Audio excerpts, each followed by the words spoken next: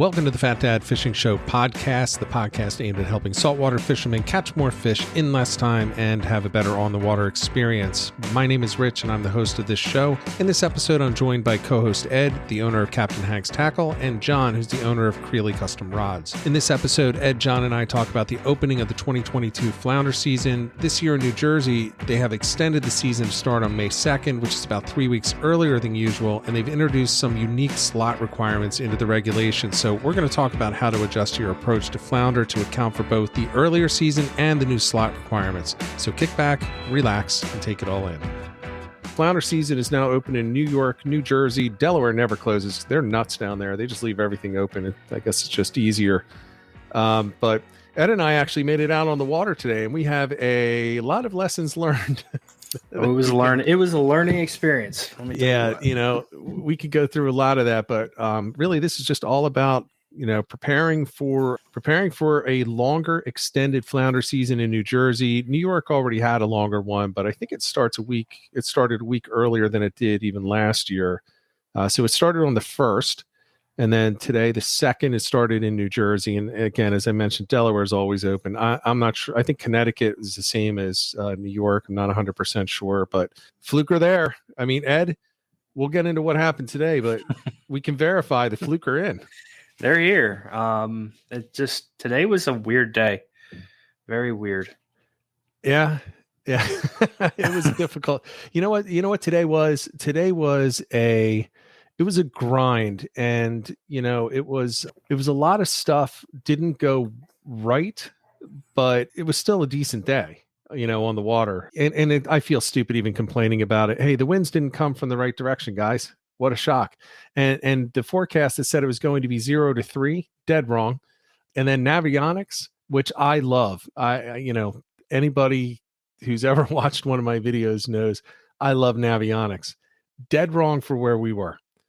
Dead wrong. And I just did last night the community updates on my Navionics card for the first time in 2 years, and it was different than the last time I was through that area, but I'd never been all the way back where we were, and it was not even close. As you mentioned, Ed, where it's supposed to be 2 feet, how deep was it? It was like 12, and then there were like 20 foot holes. I even downloaded. I have Navionics on my phone. So I'm sitting in the kayak, I'm downloading the newest maps to Navionics, as we're out there, and they should probably send a boat through there. But that's what you were doing? I thought you were watching porn or something, because it was difficult. Been more satisfying, honestly. It's a difficult day out there. John, you didn't miss a ton. It was me, Ed, and Ray B went out. Mike unfortunately couldn't make it. He had something come up, so hopefully we'll get out on the water with him. But It was a day. It was a difficult day. It was a grind. We caught fish, caught keepers. It wasn't one of those banner days that you hope to just kick the season off with. It was just tough, and everybody around us was just, and I'll say this. I've never been around. I don't typically fish near a lot of boats, right? And in this case, we decided it's spring. So we wanted to adjust our approach. It's early spring, and I fished for flounder in early spring just to kind of scout it out, knowing that I couldn't keep anything. And there's a little bit more pressure when you can, and it's actually open day. So we decided we're going to hit the flats. We're going to go in the shallower waters. We're going to focus between 4 and 8 feet. And actually, that was the right depth for a lot of it. There were some caught down as deep as 12. All the people out there, everyone was talking. Everyone was cool. Everyone was, how's it going? Yeah, here's what I'm doing. And nobody was getting a consistent bite. Not even the guides, the local guides. Yeah, that was a first for me. A lot of those guys were really, really cool.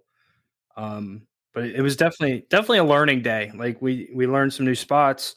I learned not to eat power bars for lunch. No good. I need to clean out my drive hatch. There was some good learning. A lot of learning happened today, for sure. Yeah. So, well, let's talk about some of the things that, look, we can just do a regular flounder kickoff, but I don't necessarily want to do that because for a lot of people, it's a different type of season. It's a different type of weather. Mid-spring fishing for flounder is not something, especially in New Jersey, which is where most of our viewers are from. You just didn't do it. You had to wait until May 22nd or May 27th, something like It that. always used to be the third Friday in May. So it's like the 18th, 20th, 22nd, whatever that Friday falls on. It's always been that. Yeah, we're almost a month early, so it's all new for us, at least for me. Which is great. I mean, whatever you think about the regs, it doesn't matter right now. All that matters is we have this season, and the thought that these flounder were not there is absolutely false. I mean, there were plus 20 inchers that were pulled in. Not a lot. You'd go a half an hour with 10 boats and nobody would catch anything, and then somebody would pull in a 20, somebody would pull in a 15. There were a lot of fish there, and there were a lot of bites that we didn't connect on. But the water temperatures, man. The water temperatures when we got there, Ed's like, don't wear the dry suit. And I was like, I probably don't need to. So, I went barefoot to launch, 52 degrees. So it was a little chilly. By the end of the day, when the sun finally came out, hours after it was forecasted to, the water was just under 60 degrees. So I don't even think it got that high. Mine was reading like 54, 55 at the highest. Yeah, so yours is always way different than mine, and I'm going with mine simply because Ray was only 0.2 higher than mine. I mean, it could be wrong. And I checked on one of those sites the water temperatures today, and it said that it said it was 58. So who knows? But I'll tell you what, the 52 was according to one of the captains in the area who said, it dropped 3 degrees after that rain last night. He was out in the same exact spot, and that thunderstorm that rolled through up here in Pennsylvania, it rolled through at just before 4 a.m. at my house, which is why I got up that early and just left. I was like, well, I'm not going to go back to bed. I mean, so we'll just leave. So I got in the truck and just headed down, but it dropped that water temperature. And these flounder, I mean, the summer flounder, they prefer the highest salinity, but where we were, it doesn't matter. We were so close to the inlet that the salinity wasn't going to get impacted by, those storms. But man, it turned off the bite. And they were biting in that exact spot yesterday and the day before. They were throwing back last year limits of, 3, 4, 5 over 18. They were throwing back because they couldn't keep them. And then these same guys are out there and they're not, they're struggling to put together anything. Yeah, I think water temp today was the big killer. I mean, the wind, we got some good drifts through, even though the wind was not in our favor at all. We still managed. I was talking with a friend of mine a little while ago, and he said, he cruised all around, went into cooler waters, nothing. He found a spot that had like, he said 57 it was. Yeah. And he had, he caught his limit. I think he lost one at the boat. So he had 2, but he caught his limit. Yeah. So, I mean, it was about finding the temperature. Mm-hmm. I think if we would have had another tide cycle, like if it would have rained and then we had a tide cycle and then went out, I think tomorrow is probably going to be a much better day. Yeah, I would agree, especially for that area. And just to kind of frame it out for people, we were looking flats, so shallow sounds. I'm not going to tell you exactly where we were. It's the shallow sounds of South Jersey, where the water is going to be anywhere from 2 feet up to 8 to 10 feet. Now, this one actually had holes down to 20.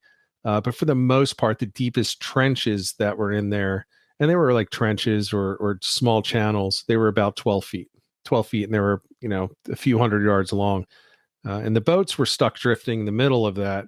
Although the ones with the trolling motors they were going right up and fishing the drop-offs like we were. I didn't catch anything that wasn't on a drop-off on a depth change. I didn't catch anything on a flat area. So we were just kind of edging up into the 2 to 4 feet, and we were letting that wind and current take us down into the deep. And then it was so narrow, though.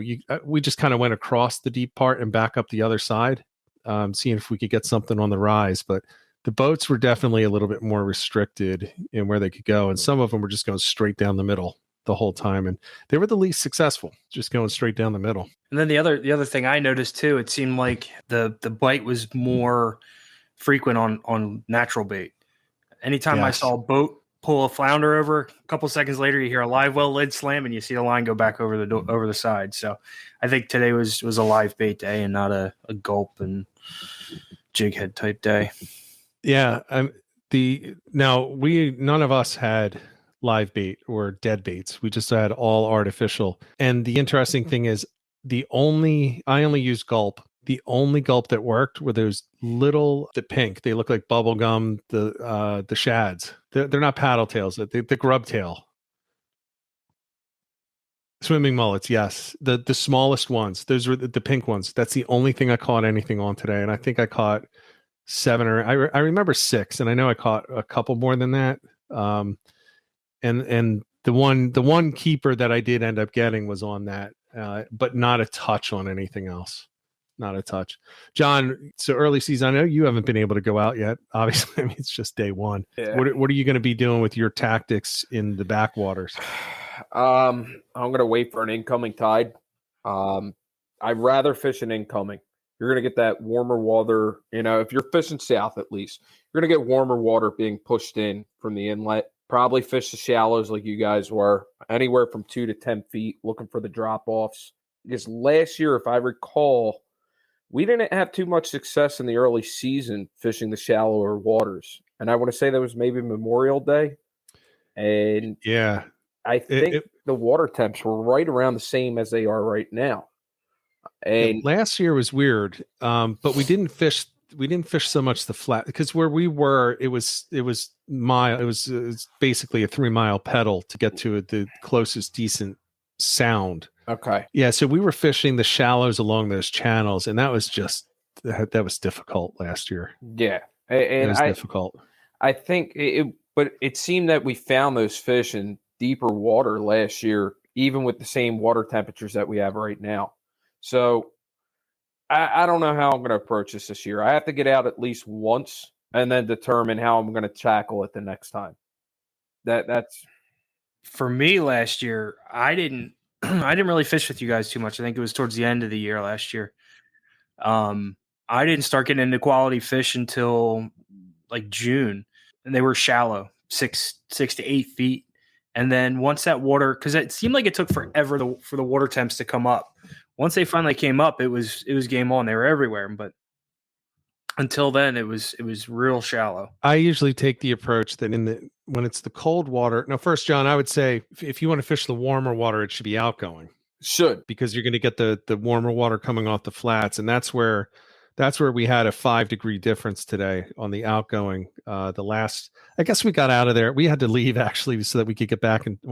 I had to leave so I could get back in time for this, which was a little disappointing because I would have felt I was feeling like this evening probably would have been a good time to be fishing for some flounder down there. But I'll tell you what, though, when I got out of the kayak and saw you and Ray fighting that current, I'm like, nope, I'm glad I got out. I'm done. Well, I wasn't really fighting the current. The current wasn't that bad. My problem was I was trying to put shoes on because I didn't want to sink into that stinky mud. Yeah, that was gross.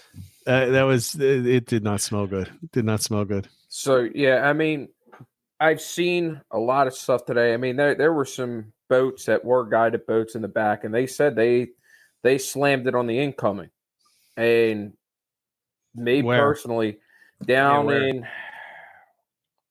the High Roller, I think did pretty well, which is a back bay boat. Yeah, that's up north. That's up here though. Yeah. So we were south today. What's funny is that all the guys that we talked to have been hitting it on the outgoing. Yeah.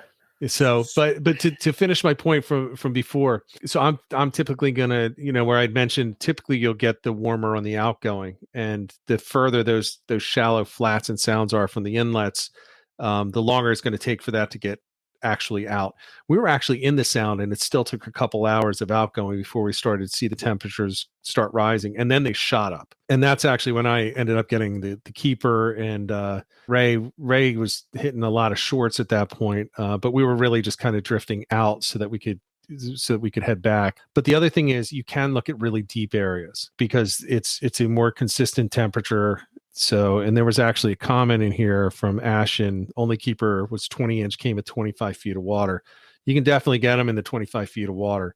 The question is, how active are they going to be? And, 58 degrees is not ideal. With those temps, you got to knock them on the head to get them to bite. Yeah. For me personally, when they hit 60, I'm going to feel better about. Now, if it were last year with the later start, I would want it to be higher. But look, at the end of the day, even though we didn't come out with a ton of really great fish, there was a lot of activity and people were hooking up, and there's definitely a lot of fish back there.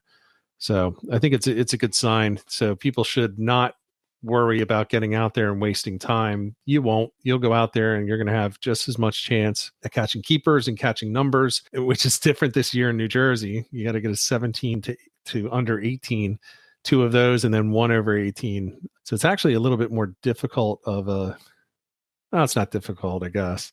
I had a couple that came in right under. Ray had some that came in at exactly 17. He's like, I'm not risking it. So he threw them back. He's like, it's on the nose. He's like, and then he's tossing it back. Don's in the chat and he's saying he's fishing afternoon outgoing, preferably on a sunny day. We waited for the sun all freaking day and it didn't come out until what, 1 or 2. Yeah. And it was nice. And then you got burned real quick. Yeah. And then I got cooked, as you can see. you had the full face shield on too, and yeah, I had that. I got to get a new one. I think the UPF stuff is like washed out of it, but yeah. I probably could have used one. All right, so John, so you're gonna be the opposite of me. You're gonna be fishing the incoming and looking for the warmer water from outside coming in. I guess the warmer actual water temperature, whereas I'm looking for the warmer sun heated temperature on the outgoing. Ed, where are you on that? Break the tie.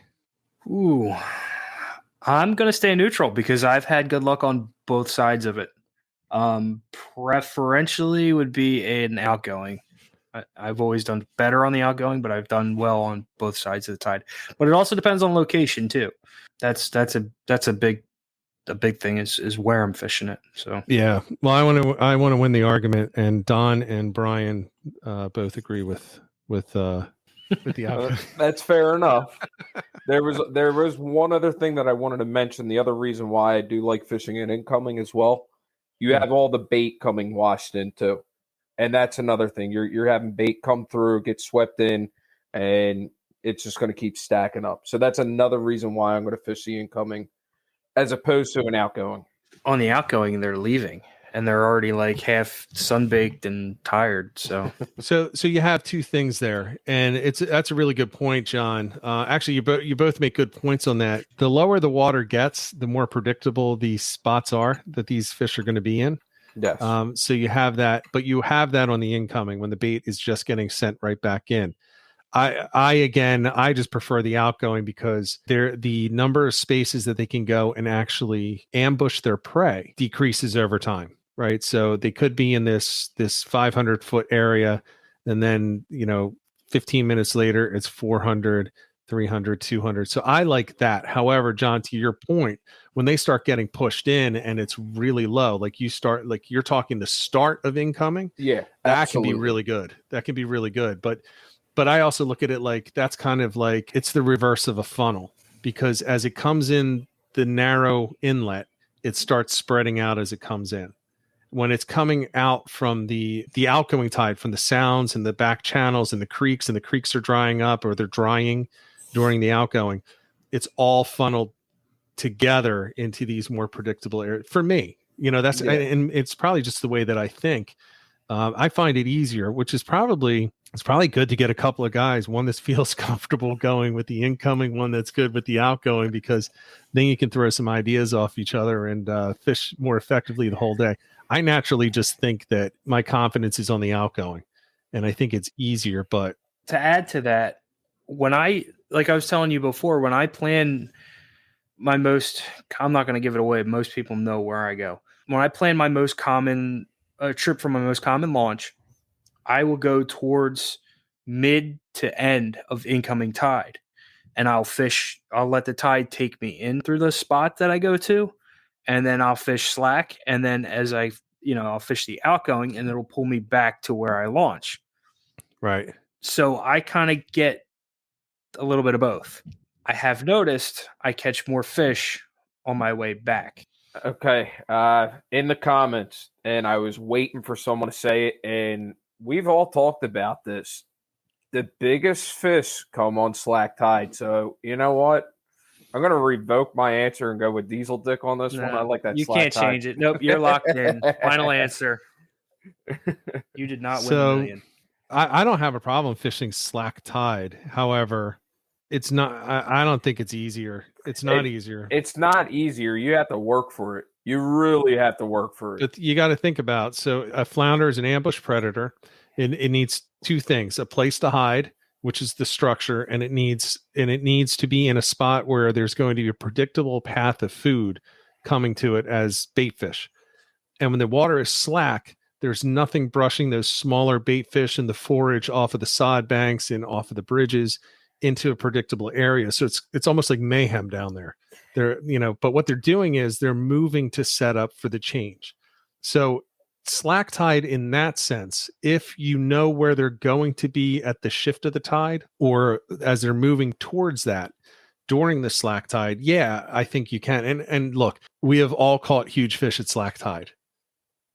We all have, and I don't know what it is. I think maybe if like Diesel said, if you got a trolling motor and you got some movement in there when everything else is just kind of like switching directions and everything, it might stand out. Maybe that's, and I don't know, I'm guessing, but it's not going to be more predictable. Maybe they just get more active. Maybe. Yeah, it's transitioning to their new spots. Well, if you think about it too, with it being an ambush predator, it's less strain on them. It's less movement. Bop a bigger one on the head, it goes, oh, look at that. And I don't know. Like you said, there really isn't an answer, but I don't know if it's luck, but it just seems that you get the bigger fish on that slack tide. I don't know what it is. I mean, I'll fish it. I'll absolutely fish it. I would not put it as my favorite time, but Diesel's point is bigger fish in that time. I won't argue that. It very well could be. I would say my biggest flounder was not at slack tide. It was actually right at the peak of the tide, which is not my favorite time because it's, when the tide's flowing real fast, flounder don't really like that. To your point, John, they have to fight that current, which means they're burning calories just to get calories. They want to have the easiest ambush possible. They don't want to be chasing stuff all over the place. But the biggest one that I caught in the backwaters was right at mid tide in a very, very fast flow. It was actually pretty ridiculous where it was, but yeah, well, slack tide. I mean, it's an interesting thought there. I will say this about today. I saw it up there in the chat as a question. Was there any bait in the water? There was very little that I saw. Now we did see an osprey pick off a juvenile bunker, and that's probably about all the bait fish I saw. Ed, you saw some up in a very shallow area. It looked like it, but I could have been the wind blowing water across the flat. I don't know. It could have been. But there was not. It was not like. Well, at this time last year, there was a ton of bait in the water. I mean, it was all over the place, and it was not there. I didn't see anything that would resemble bait at all, except for that bunker in the osprey's talons on the way out in the morning, which is still pretty cool. That was cool. So let's talk about. So we've got some spots. I mean, go deep or go shallow, and I think you go. This is just me. In this early spring with the lower water temperatures, I'm going to go shallow when there's sun, and I'm going to go deep when it's cloudy. And that was our problem today. It was supposed to be sunny, and it didn't get sunny, and we spent 75% of our time in the clouds, and then as soon as we had to leave, the sun came out. And we were up in the flats. Out of curiosity, did anybody put any glow down? No. And the only reason I'm thinking that is the water was so clear. It was actually very clean. Well, the only reason I'm saying that is, the pink is bright, and that was the only thing you were getting a bite on. I'm just wondering if glow would have made a difference. It might have, but the chartreuse got nothing. Okay. The white got nothing. Chartreuse got nothing. The pink shine got nothing. It was only that really god awful.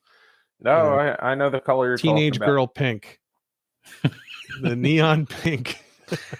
Actually, it's like the color Diesel's D on his name. Yeah, in the chat. Yeah, it might even be worse than that. I see. I fished a hot pink jig head. I fished a chartreuse jig head. I fished every color combination you can think of. I had like 3 bites, and they were all in deep water. It was like 12 to 15 along that one bank. Other than that, I caught all of mine either on the big head white and pink, or just on the pink on a bear hook, the pink gulp on the bear hook. But a lot of people are saying you should have used bait. Yeah, Should have. I don't like using bait. I'm not going to use bait for the most part because I have nowhere to buy it up here, and nobody's open at the time that I want to get it where we were going. Usually I'll swing by Tight Lines if it's on the way, but I was unwilling to make that trip all the way out to Tight Lines for the trip today. Plus, it was pouring rain as I was driving down. Yeah, I woke up. I had no idea it rained. I didn't sleep last night because I'm about 2 hours of good sleep, and that's about it. And all the driving, so I'm a bit whooped. Apparently, Elle used glow today and caught. Shallow and light colors is what Billy is using. So anyway, I would say maybe look, if we had a tournament next weekend.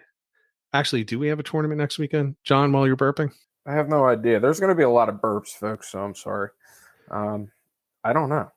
I don't think. There's anything. So if I had it, here's what I would tell people from my experience on the water today. If I had a tournament next weekend, I would definitely have bait, and I would still bring the gulps because there weren't a lot of light hits, but you know what it was? It was a lot of strong hit once. It didn't do like the flounder does, where you drop back and it comes back. They weren't coming back. I only saw a couple come back with solid bites around us, and like I said, there were like 10 boats around us, just drifting in the same areas and going up to different spots. So it was weird. It wasn't like they were just mouthing it; like they were striking it and dropping and taking off. So if I had a tournament, I would have a squid strip on a mud minnow, and I would be fishing that, and I would have a gulp also on a second rod, and I would see which one was going to work. I think that's what it would take at this point. Maybe put some, as I think Billy said, put some cheddar oil on there, or maybe it was Don that said it. Put the cheddar oil on there. I tried that stuff too. That pure Procure. Nah. Yeah, I use Procure, the and shrimp one bite Procure, and I use cheddar oil. And I didn't none of those after I used them ended up getting anything. It was just the gulp on the regular jig head and the slower jigging. Ed, were you doing the fast John Skinner crazy jigging, or were you going slow? No, I was slow lift and drop. But yeah, like you said, they were hitting and running. And then me, I'm still in tog mode. So as soon as I feel a bite, I'm setting the hook, and I'm like, that was my problem. I would have caught all those fish today had I like thought about it. And then I'm driving home eating my Wendy's, and that's when it dawned on me. What'd you get? I got a double bacon cheeseburger. That's another thing I learned today. For the last hour on the water, he's like, I stress eat. Make me feel better. Yeah, that's another thing I learned today is I stress eat. I'm a female when it comes to that. I got to eat chocolate. So no, these things don't eat these. Yeah, no, I'm good, man. So I'd be interested as we're going through this. Anyone in the chat, if you made it out today, or even over the weekend before the season opened, or if you're up in New York, it opened on Sunday. What were you seeing as far as locations? Was it an all natural bite, or was there artificial? It just looked like such a good day when we hit the water. The water was clean. Feeling. Yeah, the water was clean. It was colder than it was. I was a little surprised at how cold it was when I put the kayak in and I first looked. I was like, oh, that's about 5 degrees off where I expected it. And then the wind, and it was perfect. There was no wind when we launched, just like it was forecasted. And then the wind came, and it was the wrong direction too. It was supposed to be coming from the northwest, and it ended up coming from the southwest and south. Actually, it was more southwest for most of the day, and that it didn't hurt that much. I mean, it wasn't like it was blowing us all over the place, but it was wind against the tide for the entire morning, which is just not fun. It was actually to the point where I just told Ed, I'm like, screw it. I'm reeling in and I'm just going straight back to the sound and just pedaled back another mile just to get back there. I almost pulled a Creely today. Yeah. We've dubbed that. That's the Creely. That's the new move. Pack your shit and leave. That's the Creely. Yeah, man. I was going back up the main channel that day. I was like, yeah, there's going to be fish here. And then the wind and the fog decided, nah, we're going to come back off the ocean and just make you say you want to go home. Yeah, Ed was ready to go. And I said, if you go, I will hold it over you for the rest of your life. And I literally made him stay. I guilted him into staying. We fishing with dubbed me. it the Creely. The Creely just canceled the flounder season like we have in the intro. That's it. I'm out. Just cancel the season. Cancel. Done. It was frustrating, but it was encouraging though. You know, like I said, it's different. You know, it's different when you go out there and you can keep it.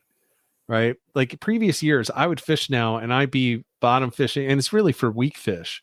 But you get flounder when you're going for weak fish. They're in the same spots, generally speaking. And I'm still using the same high-low type of rig. I got the bucktail on the bottom, and I have a teaser with a gulp on the top. And that's what I'm catching the weak fish on. And every year, I'm catching a lot of flounder at the same time pre-season. And it seems so easy. But then, of course, now that I want to keep some for dinner, it turns into a day like today where it's like, now, I don't know. Maybe it's the pressure of it. Maybe I just fold.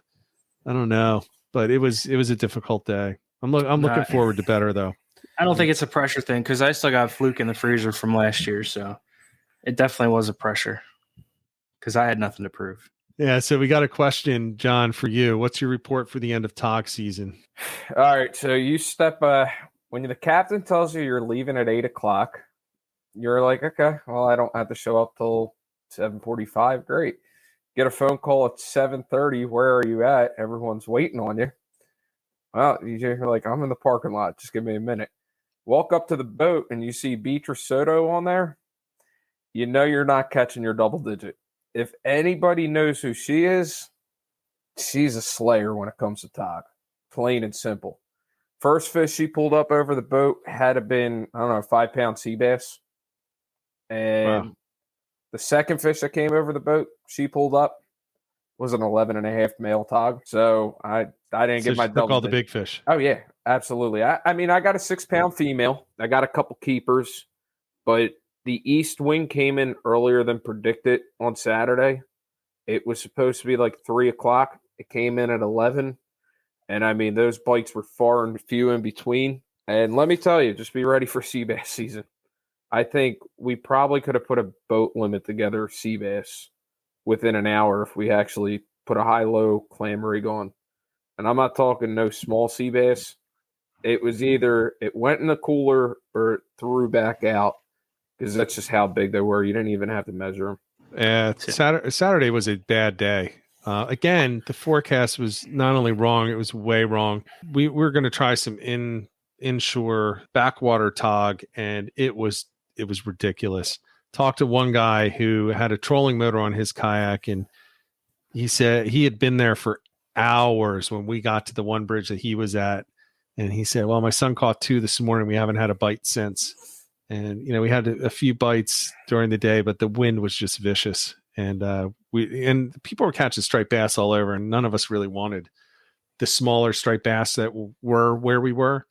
So actually, John, at the end of the day, Ray and Mush loaded up and they headed up to the Raritan and they got into it. So they went for the bigger striped bass. I just went home. I was like, yeah, it's enough. Yeah. And I'm going to say this, Matt and Tobiah of Beast Mode, they put in the overtime. We put in a 12-hour day. So it's not like we didn't try. I talked to Frank actually briefly on the ride back in, and his report was kind of the same thing as mine was. And he was on Fishmonger. So, you know, it wasn't that anybody was doing nothing wrong. It was one of those days. Frank said they had a decent amount of keepers. And I think he said the biggest fish on the boat was 7 pounds, and he caught that on the jig. So that's a nice fish. Everybody wants the double digits. 7-pounders and is a really nice fish. No, and even then, like I wasn't pissed about my 6-pound tog. You know, I tagged that, I released it, I was happy about it. But, you know, it's a lot of people don't understand, though, is the philosophy. If you're going for big fish, there's a difference. You're looking strictly for big fish. And I feel that way about fluke, too. It's if you're looking for big fish, you're not going to catch as much fish because you're looking for that certain area that's going to hold the big fish where there's less fish. Yeah, it's definitely true. Yeah, and I'm glad you brought it back to fluke. In New Jersey, that's going to be a challenge this year because you only get one. You know, you only get one big fluke, and you have a choice to make. If you get an 18, are you going to keep it? You know, if you get an 18 and a quarter, if you get a 19, if you get a 20, those are all ones that even a 21 or a 22, you're like, do I really want to keep this or should I throw it back? First fish of the day is a 22. I don't know. I'm probably tossing that back thinking I'm going to do better. But then if you want to get your limit, you're going to have to fish an entirely different place. I literally this year, I'm going to have to fish different spots than I ever fished before, because now it's not all about size, right? It's not, because if you want to keep them, you can't. You can only keep 1 over 18 in New Jersey. Now, if you're in New York, hat off to you, man. You just keep going out hunting those giants. It's a whole different thing. Delaware, Connecticut, it's all different. If you're in New Jersey, you got a split day. You got to go look for the little teenager flounder, and then you got to look for the big ones. And it's difficult because they are not the same spots. They're absolutely different spots. No. But see, I like that though, because it makes it a challenge. It's something different than the same crap we've been doing for the last however long. But then also too, for you guys that are tagging, it gives you something else to do. So even a big fish, you already got, you're over, and you catch a big one, tag it, send it back. There you go. Yeah, I mean, but here's the thing too. Tournaments, that's a different story. And that's where I was just getting at. We're going to have a little bit of issues with that, as far as kayak guys. Now, boats, some boats have live wells. That's going to help you out. But for us guys in the kayak, like you said, Rich, we're going to have that decision to make. First fish is 22 inches, and you don't know how that day is going to pan out because this weather has been horrible this year. Who's to say that forecast is wrong halfway through the day and the wind completely stirs things up, and that 22-inch fish would have got you on the board. Yeah, well, look, the boat guys, they'll just cheat. they'll just give it, if Ed pulls in a 22 and a 24, and John, you have an 18 and a 26, you can be sure that you're giving that 26 to Ed, and he's dropping that in on one of his 22. That's the way that I always see boats doing it. Now, I know a lot of guys don't do it that way, but I also know a lot do, because they've told me they do. Yeah. It's like it's a joint cooler, and they're just going to put the best one together, and then usually the person with the biggest fish gets the next 2 biggest fish. You can't do that on a kayak if you're going to fish ethically and not go throwing back dead fish. And so it's a good point, John, but it really just comes out to it comes down to, are you going to roll the dice or not? Because if your first fish at 8:00 in the morning, and it's at sunrise, so let's say you're out there at 7, sun's up at 6:30, and you catch your 23, you done for the day? Because all you need then is 2 that are just under 18 to fill out your weight, and those are going to be easy, by the way. A lot of those smaller fish have some weight on them, though. Well, and that's the thing. I mean, you might have that saving grace of 17.99. That could be a 2.5 pound fish, which just might save you that just little bit. That guy that caught that 26-inch fish and you caught a 24.5. Yeah, yours might be underweight, but his isn't that much heavier. Every fish is different. So last year for the Grassy Sound tournament, I had 1 fish that I could weigh in, and I brought it in, and Joe and I are like, at least we'll weigh something in. And it was heavier than one that was 2 inches longer. But it was also lighter than one that was shorter than it. So actually one of the 2 people that were ahead, one of them actually had a shorter fish than I did. And I had a shorter fish than somebody that I was ahead of too. So, I mean, you're right. You get the weight in there. Years ago, I caught a striper when we were allowed to keep the bigger ones. It was a 47-inch bass. Guess how much it weighed? It was 24 pounds. I mean, that fish should have weighed 35 easy. Yeah, that's skinny. It was skinny. That sounds like a male striper to me. I'll send you the pictures. I mean, it was years ago, but you never know. You can have the length, but if the weight's not there, well, you could do it. What was that one boat that got banned for throwing all the lead weights? They were stuffing lead into the fish. Yeah. What was it? Is a fountain? The boat? I don't remember. 3 or 4 outboards. Yeah. I forget what it was. They were throwing lead into them. You could have done that. Your skinny fish and artificially. Here's a good one. It was me, you, and Don last year. We fished that one tournament. You told me the kid weighed in the fluke and it was full of ice cubes when she went to go weigh it and lifted it. All the ice cubes came out. Yeah. There's a good question here. Will wanted to know where the bigger fluke hang out opposed to the smaller ones. Just general. He's not asking for spots, which we wouldn't give you anyway. I would. Oh, Privately. general structure depth. That's you, not me. Structure depth, etc. You got to look at it. Here's the generally speaking, instead of just talking about today 55 to 60 degree water, right? So generally speaking, because of the type of predator fish that a flounder is, first of all, they're very aggressive. A lot of people don't think they are. They are. They're extremely aggressive feeders. The big ones will run off the small ones. So you got to think of where is the best structure and where are the currents going to funnel fish and bait into a predictable area within that structure. The structure is there for them to hide, and the current is what's going to funnel the food to them. They don't want to burn calories chasing things. That's not what they do. They're ambush predators. They're not like pelagics, like tuna and mackerel that are just going to go flying all over the place, chasing stuff down.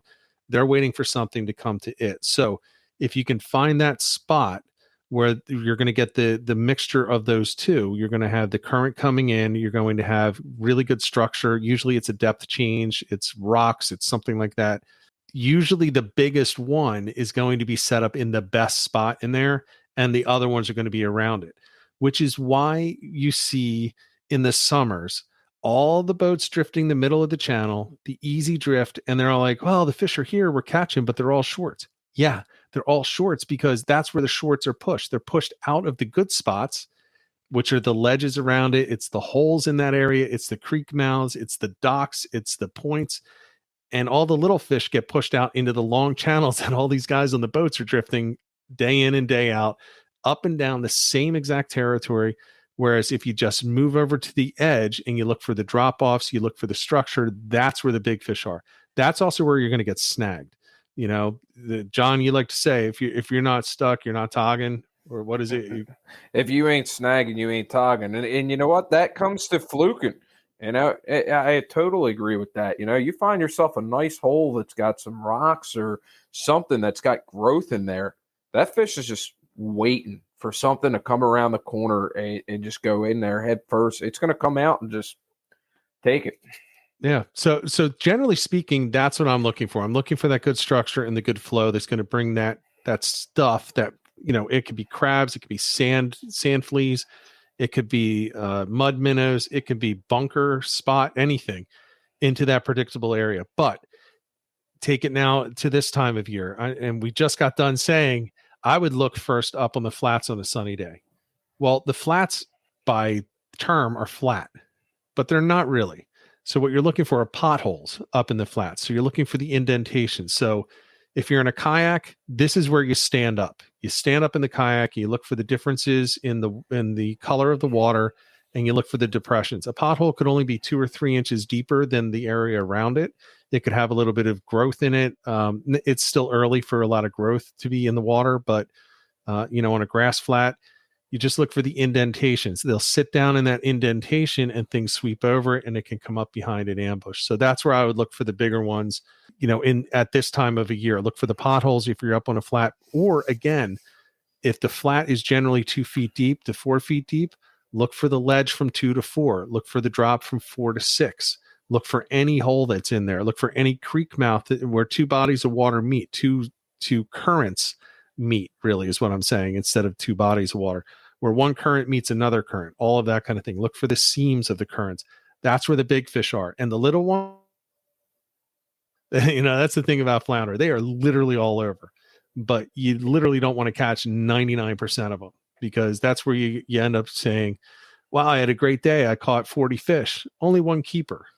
That's because you were not quite in the right spot. Most likely you were in a spot that had a lot of flounder, but you weren't in the spot that had the big flounder, and it was probably really close to where you were.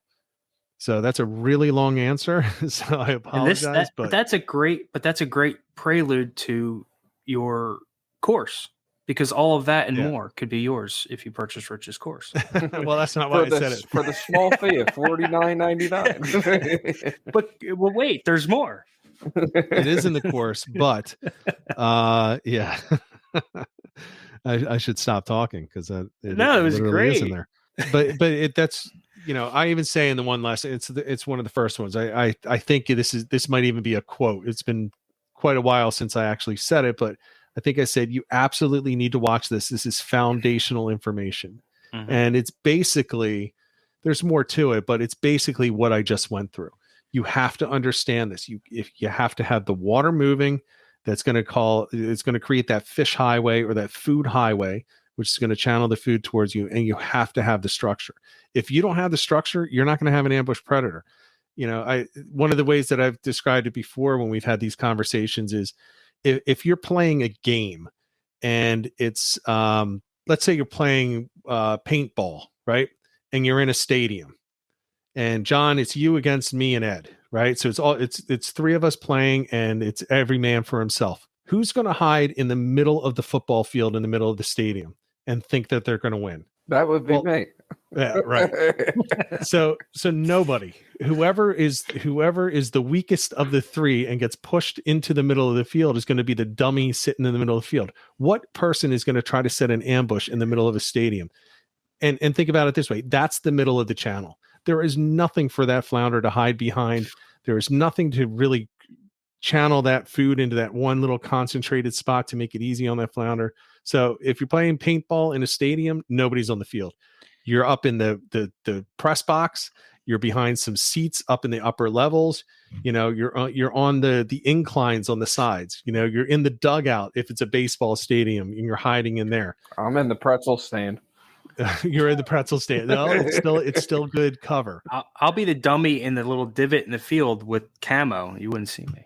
Well, then you're okay. Then you're in a divot, and then you're down in a pothole in the middle of a flat. So it still works, but you're not out in the middle, and that's where a lot of people fish, and that's what it comes down to.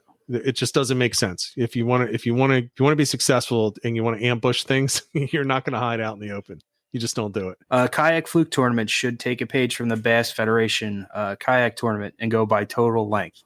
Yes, 110%. I agree. Agreed. So yeah, Drew, I appreciate you mentioned that. We actually canceled the pink fishing fluke tournament because of the regulations. Hard trying to come up with an idea of how I wanted to go about it for kayak fishermen. So next year we'll obviously be doing something because I might take this page out of your book. So I definitely appreciate that comment. Yeah, you could have a regulation board. I think Catch, and there's a couple companies that make them. Yep. Regulation board, and then for the tournament you get a unique just get a marker tag. Yeah. A unique whatever, and it has to be in the photo with the fish. Yeah. And then that's that. Yeah, any catch and release tournament, it's not even a new thing. You know, they've been doing it for years. But you don't typically see it for saltwater. No, you don't. And that's why it never crossed my mind, because you don't see it kill for everything. Yeah, we do. The only reason I don't like it is because then I have to go out and buy a $50 catch board, which doesn't break down. It doesn't fold. Of course, I broke my my other one, so I got to get a new one anyway. I'll buy you one, Rich. I'll buy you one. Don had another good one. I wanted to touch on. If you want big fluke, use a big live bait. Weeds out the shorts. It definitely does. One of the coolest things to do is late in the season with spot, and you throw a spot overboard, and you light a cigarette, you smoke the cigarette, close the bail, and usually there's a fluke on board.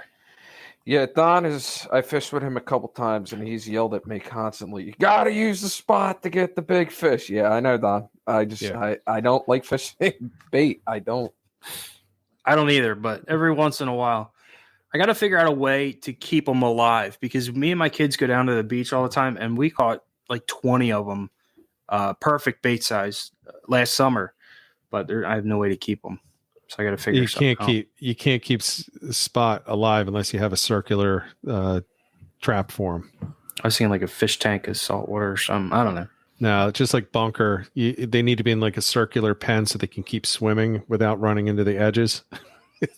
They're not smart. It's mainly the bunker that do that. They just swim in a circle. And if you put them in a square pen, they'll just keep hitting the sides until they die. So you got to put them in a big circular pen. You'll see them in the fall typically where people start getting them. I will say this. I don't fish with live bait mainly because I'm on a kayak. When I had my boat, I fish with it all the time. And he's absolutely correct. I mean, big fish are going to only be the ones that eat the bigger baits. So if you put a spot down there or an adult bunker, just like with striped bass or large eel, you're likely going to get a larger striper on that. Now bluefish come in, that cancels everything that you've ever heard. They'll eat anything, they'll just destroy everything. Sharks will too. I had a bluefish take the tail off a dart spin. Yeah, if you've ever seen them. Bluefish are assholes, but that's why they're so much fun to catch. But they will eat anything. I agree with the big baits, big fish, and I actually do that with gulp baits. I use, not right now, at this time of the season, I go small. So I'm going with the smallest artificials that I can get away with. But as the season goes on, I'm using the biggest ones that I can find. So, we're talking with Northeast Jig. I'm getting I have those Moabs, the biggest, what are they, 8-inch or something? Yeah. Those are the ones that I want to use. Even for inshore, because they will absolutely eat something that size. And it's only going to be the biggest ones that are going to do it. But again, that changes this year. I can only do that for one fish. And then I'm on to filling out, personally, I'm going to go for the big fish first. And then I was just going to ask that. What's going to be your strategy? Yeah, I want to go for the big fish first. I enjoy the hunt for the big fish more than anything. So, I'm good with one big fish for the day. And I don't care if I catch a bunch of shorts or 17 to 18s, unless I'm trying to get dinner. But I'm going to go for the big fish first, the bigger baits, and then I'll probably scale it back. But I'm still going to use bigger baits. Flounder, as an example, I mean, they have really big mouths. And a small flounder will eat one of those big gulp baits. In the backwaters, I'm using the same ones that they're using offshore, and I'm catching them. Yep. You can catch an 18, 19 on those. What size are they? 5-inch, 6-inch? 6-inch, I think. I was throwing one of them today. I had nothing on that. I don't primarily throw 6-inch. I throw no more than 5, even out in the ocean. 5-inch grub is where I like to sit. Ocean fish, man. If you're on them, you can put a dog turd on there and they'd eat it. I mean, they're the ocean fish. They don't care. They're not picky at all. When I went out last year, we found a pile of them and it was game on. But I put everything. I put all the junk on there, anything I could find, and we were catching fish. So I think the back bay ones are a little more finicky. I don't know if I agree with that or disagree with that. I've seen some finicky offshore fish too, but size-wise, I'm using the same size inshore and offshore, except I won't go quite as small offshore. And maybe that's just me. I just figure such wide open spaces, I need something they're going to see and it's going to throw off some vibration. So I'm going to go more aggressive on that kind of stuff. I did want to hit one thing though. We're talking the kickoff for flounder season and some of the differences between, the summer, which is what everybody fishes summer for fluke. That's what the summer's for. I'm going to say this: the tackle for me is the same. I'm using the same stuff. I used that Runkle that Runkle reel today, John. Not a big fan of it. It wasn't quite as bad as I was making it out to be. I owe them a video on that, but it's not a fan of that. It didn't feel awful. I mean, I've fished with worse. I wouldn't go buy one, but that's the thing. I mean, it's a $50 reel. I would spend 50 or 60 on it. But I would rather just double the cost and get an Accurist because I think it's more than twice as good. So sorry, Runkle. You wanted me to glow and say all the best things and yes, go out, everybody buy it. No, if you want an introductory, just try out a baitcaster low profile, I would recommend it because it is worth a $50 or $60 investment. Seems like a good reel. It handled the fish that I got today. It handled the tog that I got before on the last trip, but it is not. I don't see that it's going to last the year if I put it through its paces against fluke. So I'm putting the Accurist back on. I'm going to go with that in a squall. But I'll do a video on that for anyone that's interested in getting into the low profiles and seeing if you like them. It does cast okay. The brakes aren't great on it, but if you're good at casting a baitcaster already, I mean, or even a conventional, you don't need brakes. I like to use brakes. because I'm not great with a bait caster. Now, are you talking the dial on the side, or are you talking when you pop the cover off, or the knot? There's a clicker on the side. No, I'm just talking about the magnetic brakes on the casting. So if you just open it up and let it go, the way that you know that the brakes are set correctly, well, if you want to make sure you get no backlash, is the lure, once it hits the ground, the line should stop. So it's just enough to let the lure go down and hit the ground, but it doesn't keep pulling line after the lure hits the ground. Right. The way I set mine, on the side where the handle is, there's a knob that you turn. Yeah.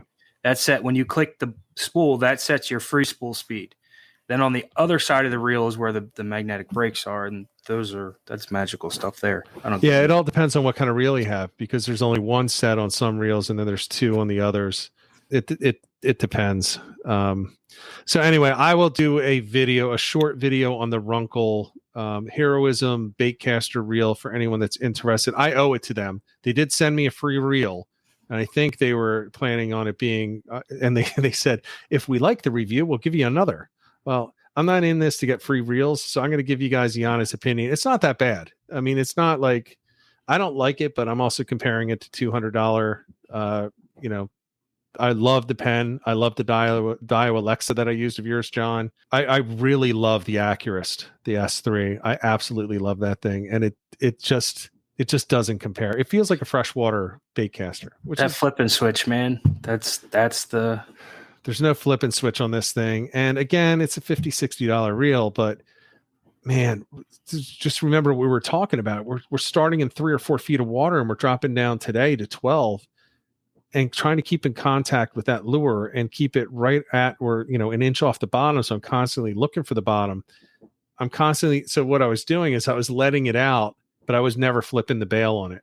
So I was just kind of my thumb on the spool until it got down to the flat part. And then I locked it. And I was sick of reaching over with my left hand to turn the handle. So, I was able to hold it so I could flick the star drag, which would turn the handle, and it would flip it again. Or I get my thumb under the back and just push it, back up. But it's a pain in the neck, especially when you're spoiled and you use one with a flip and switch like the Accurist or the Pen or the Daiwa. I think the Lexa has it, right? What's that? The flip and switch? It does not. I thought the Accurist was the only one. Yeah, I think Quantum's the only one. I think think it's patent. No, there's definitely others. I'm pretty sure. Maybe it's a different kind of Accurist. I don't know. But the one that I use for fluke is the Accurist. The Squall I use for tog, so I'm not really flipping anything. I'm just dropping it down and holding the bottom. But again, it's fluke. You don't have to go with these big. Look, I'm not going to knock these really nice reels. The Iowa Lex is good. I love the Pen Squall. I love the Accurist. All you need is an Accurist. It's $120, $130 reel. And you got plenty of drag. You got 18 pounds of drag. You can have an 18-pound flounder, and it's not gonna spool that thing. You got plenty. As long as you have it paired with the right rod, you're in good shape. So I think that's an important point, right? This is not one of those species where you have to go really gear intensive on the reel. You really should have a really good rod. And Ed and I were talking rods today, and we were passing them back and forth when we were catching shorts and just getting bites. And there's definitely differences. I think he likes the rod that I have, but doesn't love it. I like his rod, but I don't love it. Well, you have a Nexus, right? Mine's a custom. Yeah. I really like it because it's a thin rod. The handle is definitely too long for me. Yes, the butt's too long. But the sensitivity is great. So, as far as gear, I'm looking for something with a sensitive tip, so that and some decent backbone once you get the bend in there. And I'm looking for something that's a moderate fast action when I'm vertical jigging. I just like that. You could go fast. I don't think you want extra fast. You want a little bit of bend in there, especially on a flounder or a fluke. You're okay with another moment before the pressure really digs into the jaw of that thing. I mean, you shouldn't be waiting too long if you're fishing artificials. If you're fishing live baits, well, then you better set it quick. I know it's counter to what people say, but that's how you gut hook them, when you let them eat the whole thing. There were a couple of questions in here. What's the height of your teaser above your bucktail, Don? So for me personally, this is going to sound terrible. It all depends on the length of the leader that I just tied on. No, I'm just kidding. I actually go about 18 inches above. 12 inches to 18 inches. It depends on how deep I'm fishing. Today we were fishing shallow, so it was only about 12 inches. I wanted it real close. And I actually caught about the same number of fish on the teaser that I did on the big head, the bucktail. So I'm going close in shallow waters. When it's deep water, I'll do up to 2 feet. I like to have a 2 foot difference there, especially if you are not scoping the line too much. It gives you a pretty good vertical thing, and you will find that you will catch a lot on that teaser. I know some people just like the single hook, and hey, whatever works for you, but I catch a lot of big fish. My biggest fish was caught on a teaser, and it was totally vertical jigging at the time. It's on video. You can go back and check it out. It's totally vertical, and I caught that thing on the teaser, and it was about 2 feet above the bucktail. Now, real quick on the teaser, do you notice that even when you catch a smaller fish, it feels way bigger than it is when you catch them on the teaser? I think it's because you had the weight of the bucktail swinging weird on the side. You know what I mean? Have you noticed that? Because I have.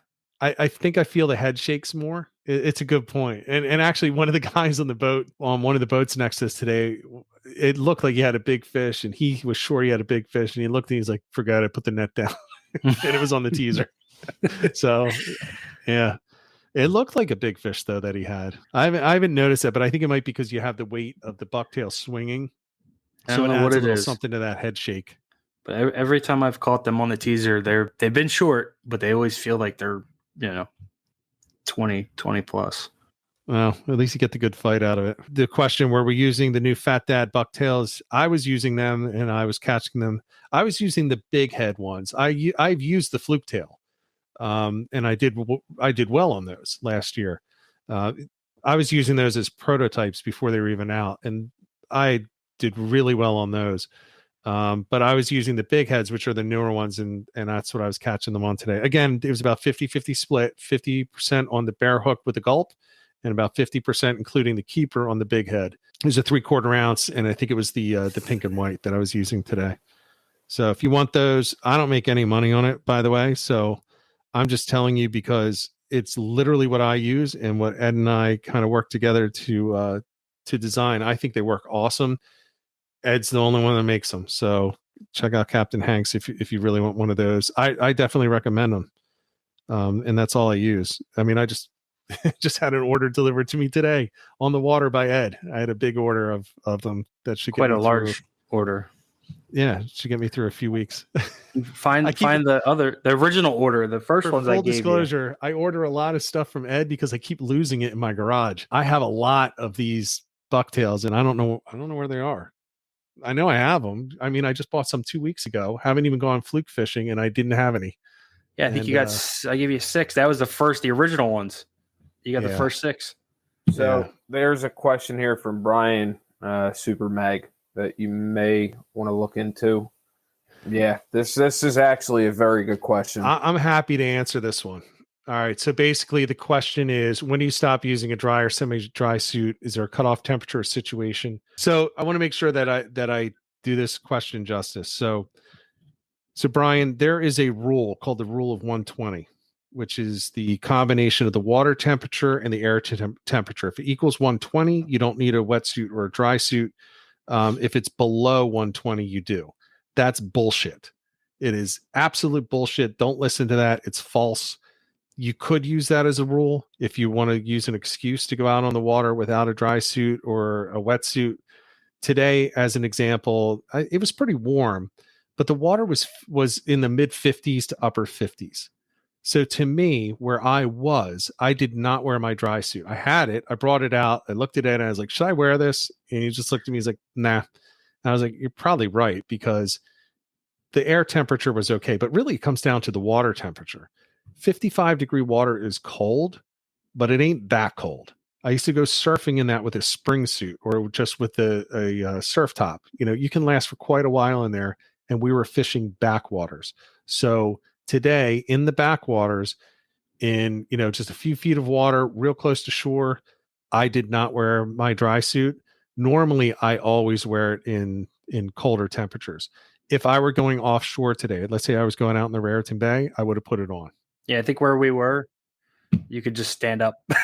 There was quite a few spots where you just stand. Or gone to one of the 10 boats that were going by and just say, hey guys, lend me a hand. Those guys were so nice. They probably would have all come over to help. I'll tell you what, not to interrupt, but those guys were the nicest boaters I've ever fished around ever. Yeah. And I don't want to say that where, because I don't, because it's not a big area and I don't want everyone like knowing where we were, even though it wasn't the best of days, but those guys know who we are because we were all talking, and many of them now know who we are, and we won't burn your spot, but yeah, they were awesome. So if I were going offshore though, and it was 55-degree water, I would still be wearing that dry suit. And the thing is this, you have the potential of being in the water for much longer when you're offshore. But the big thing is, let's go back to that rule of 120. If it's 100 degrees out and the water's 20 degrees, technically you don't need to have, or it's 21 degrees, you technically, according to that rule, don't need to wear a wetsuit or a dry suit. Well, if you fall in 20-degree water, you probably have a couple minutes and then you're done. I mean, you're literally done. Don't use that rule.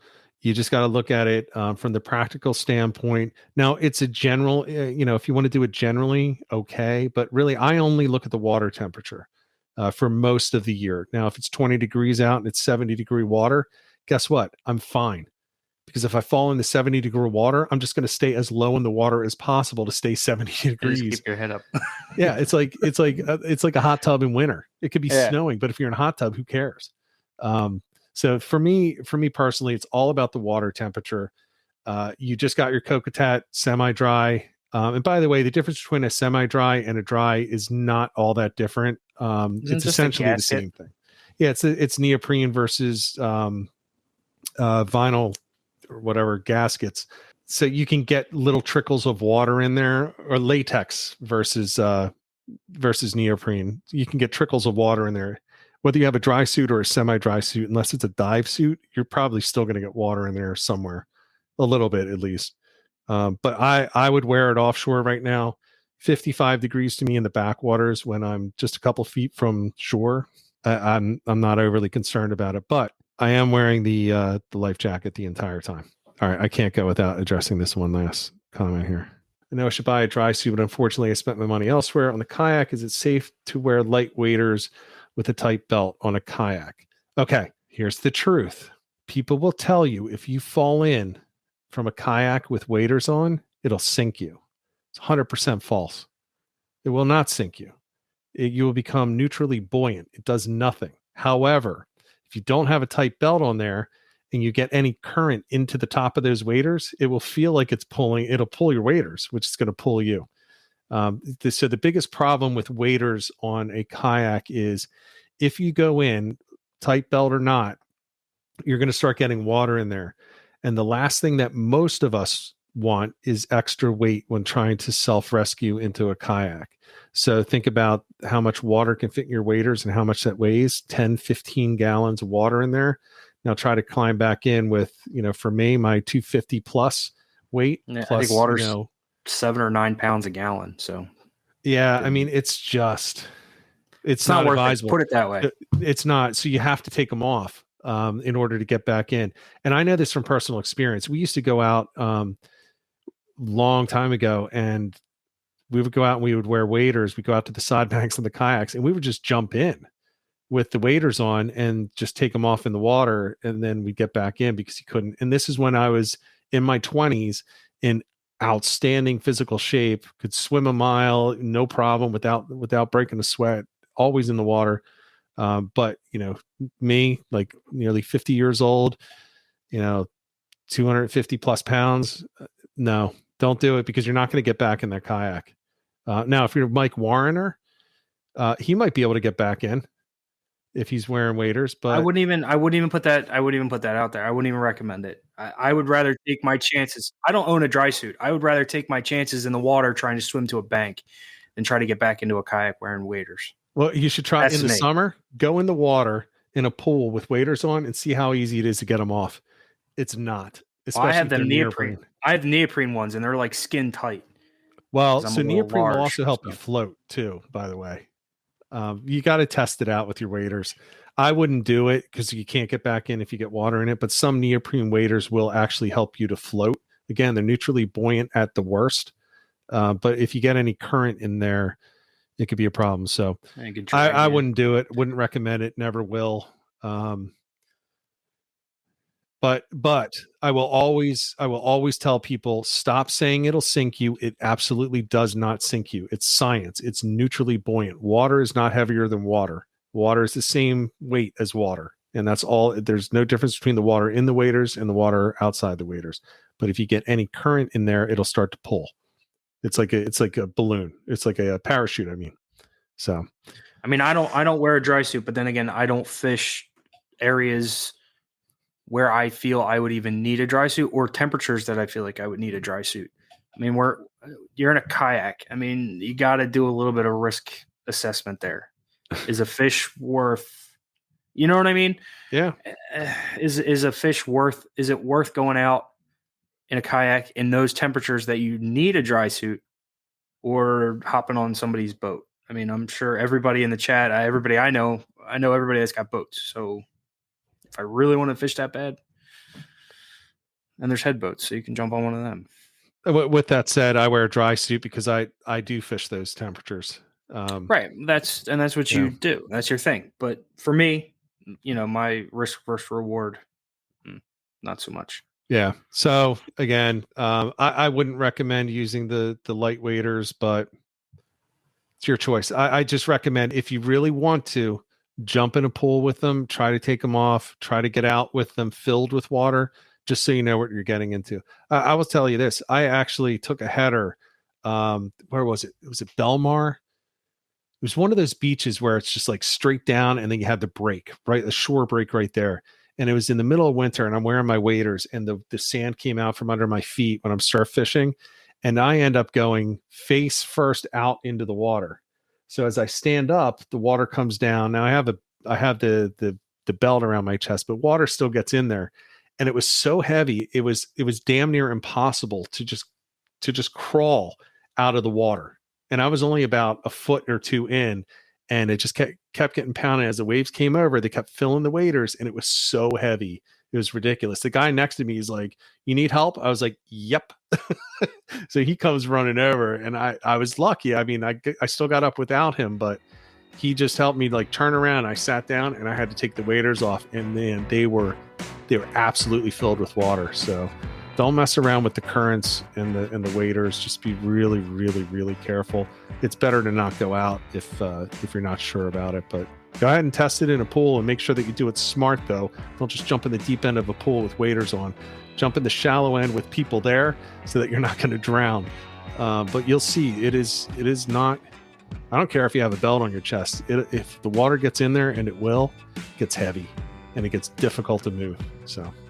So there you have it. Big thanks to Ed. Big thanks to John for coming on to talk in detail about this opening of the 2022 Flounder season. I think we went through a lot of interesting information and topics, especially the parts about where to look for the big flounder based on the different conditions and the water temperature. Now, before I go, I want to thank Don for providing a great review on the podcast on Apple. Don said in that this podcast is geared towards the Northeast angler with great information on catching more fish, conservation, and much more. Make sure to check out the Fat Dad Fishing YouTube channel too. Don, can't thank you enough for the review. It helps the podcast to grow. It helps us to draw on more guests for the future. And if you have not already followed or subscribed to this podcast on your favorite platform, please do. And as mentioned with Don's review, please consider adding a positive review on any platform that features it, especially Apple. With that said, until next week, until next episode, get out there, get on the water, and get some tight lines.